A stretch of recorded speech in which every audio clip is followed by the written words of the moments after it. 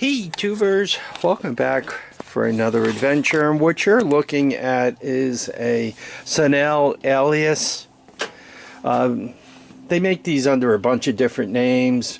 Hammerhead, Carter, known as the Talon or Twister.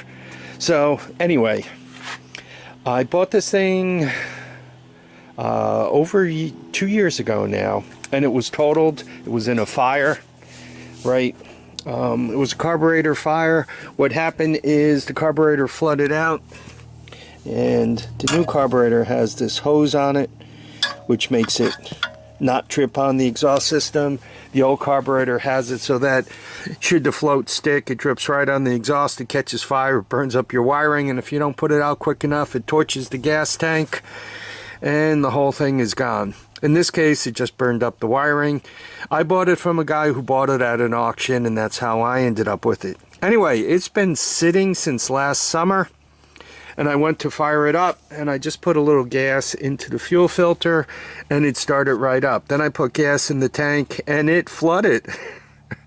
So, what I have to do is pull the carburetor off and give it a quick cleaning. So this is basically, if your GY6 carburetor is flooding, how do I fix it? Okay, so what I'm going to do is go get my handy dandy Phillips head screwdriver. I'm going to take off that. I'm going to take off the clamp. I'm going to lift that up, undo the wire for the preheater, for the active choke. Right, I'm going to unplug that wire. I'm going to carefully take these hoses off. They have a tendency to get crispy with age, and vacuum leaks are a bad thing. And we're going to then take the bottom of it off and see what it looks like inside. Okay, the carburetor is loose. This was a new carburetor last year or the year before, 2 years ago, and it's a Keek. I can't even pronounce that. Maybe you guys can. It's flooding, which means that the bowl is sticking. We got to get these 4 Phillips heads out, pop that off, take a look. But by the way, while I was in here, this is the overflow hose, and it's already cracked, which means gas could get on the exhaust manifold. Once again, I gotta tell you guys, please check all your gas lines on these things. If you drip gas on the exhaust, it's only a matter of time before you lose your cart. Okay, here we have it. You guys could see that material all the way down in there. I think you guys could see that well. The carburetor itself, I wouldn't be surprised if I don't find something in there, so we'll look. I am running a paper filter on this. Unfortunately for some of these China fuel filters, what happens is if gas sits in them, sometimes the paper becomes bad news, and it flows right down into the carburetor, and the filter itself becomes a source of bad material. It's much better to have the mesh filters than a paper filter in there. It's probably just what I had available at the moment, so that's what I smashed in. I'm going to pop this line off, clean it out, and we'll see what we find. Anybody see what the problem is? I mean, this is really pretty nasty. So obviously I got to clean that out, and I got to clean the gas line out, because when you're growing stuff like that, it's never going to allow it to move freely. So I cleaned out where the float goes, and a lot of the stuff seemed to dissolve. I'm deliberately catching the material in here. Taking a look at the jets, not all that hard. You see those holes, and you see the weight through those holes. That means you're looking straight down through. So, and see the center one's clear. I've already cleaned these out. How do I clean them? I normally just take a piece of stranded wire, pull one of those out. So this is the main jet. The big guy is the main jet. This little one here is the idle. Like if you're not idling well, you probably want to put a few minutes in with that one. And by the way, this big tray situation makes life a lot easier. But as you look through, see, you could see the white tray. You could see the white tray. And you could see the white tray. So the idle was clean. The other one, one of the holes was a little plugged. The main was a little plugged. So it never hurts just to clean these up. Now all we have left to do is reassembly. This is the new fuel filter I'm going to put on it. It's got a mesh in it instead of cardboard. They just work better. And they work better for a few reasons. First of all, the paper filters could kind of restrict things. So you might not be getting full gas flow if you don't have some kind of fuel pump pushing on them, or a full tank of gas up high pushing down to them. The paper could kind of restrict things. First of all, also on the paper could shred, so once again, or leak particles. So these are better. Okay, the carburetor's all cleaned out, reinstalled, the gas line's clean. I put the proper filter on it.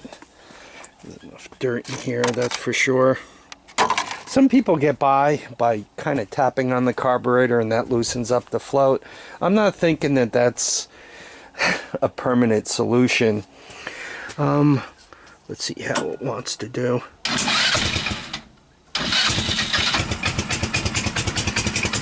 There we go. I like it. I'm not going to be able to back through here. It's too tight. I'm going to have to kind of steer it. What I'll do is I'll smash on the GoPro and we'll take it out for a ride. Okay, let's see how this puppy does today. It's been idling for a few minutes. Should be nice. Oh God. And warm. The choke should be off. Look at this.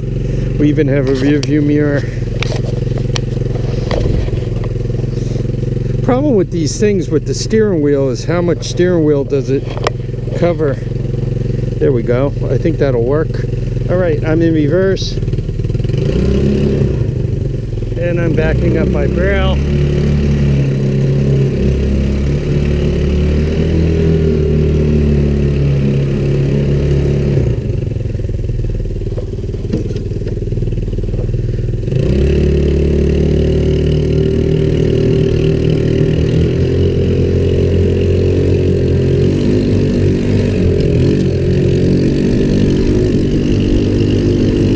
This one has brakes. I don't know that, but I think it does.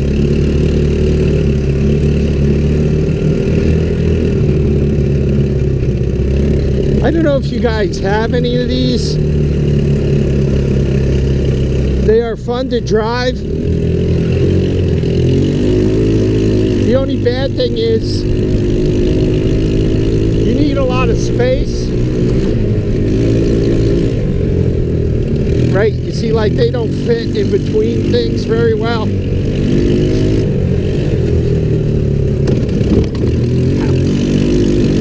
They don't ride very well.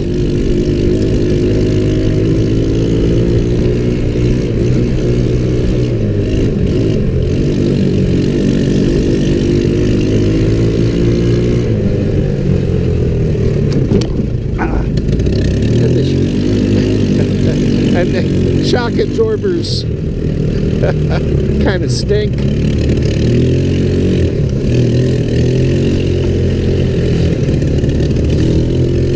Yeah, I haven't done a cleanup yet. So there's like a lot of branches and all to kind of get tangled around with. And you know, the problem with that kind of stuff, I theoretically have the ability to burn wood, so I'm always thinking that, you know, I hate to just brush burn it. Yeah, you guys can see it's kind of big. I hate to just brush burn the wood, but then on the other hand, how much of this stuff could you have floating around?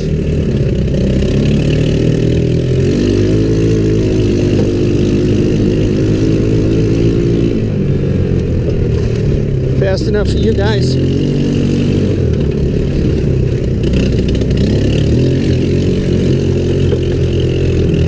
Now, I don't know if this thing can whip itself around Calvin's corner.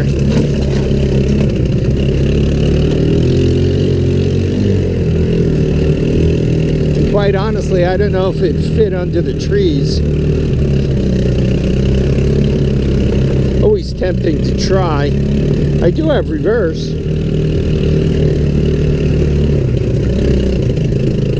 Well, let's see if we can get around Calvin's corner. Oh, there we are.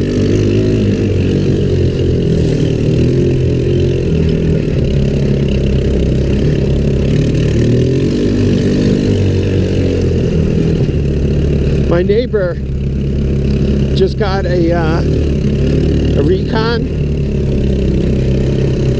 and ouch. I'm tempted to whip over to his backyard and say hello, but maybe I should warn him first.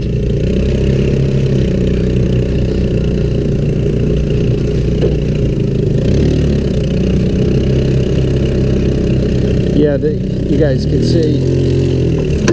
Oops.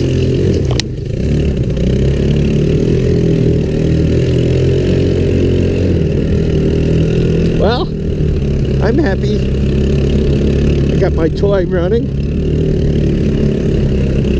Yeah, all along the back of the house, I want to line these things up.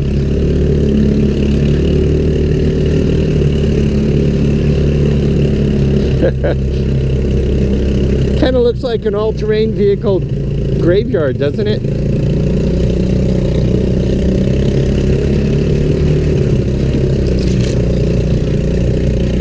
You know, I always manage to get everything running. It's debatable if it's running well, but I do get it running. Alright, so this is where this one's going to live.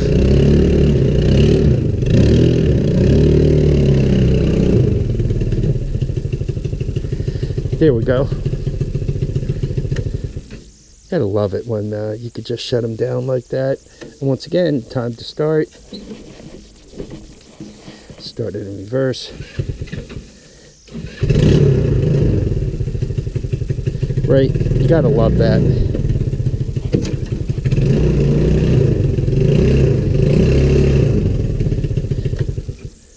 There we are.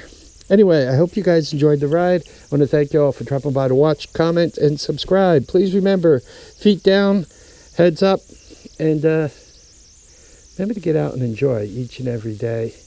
Bye now.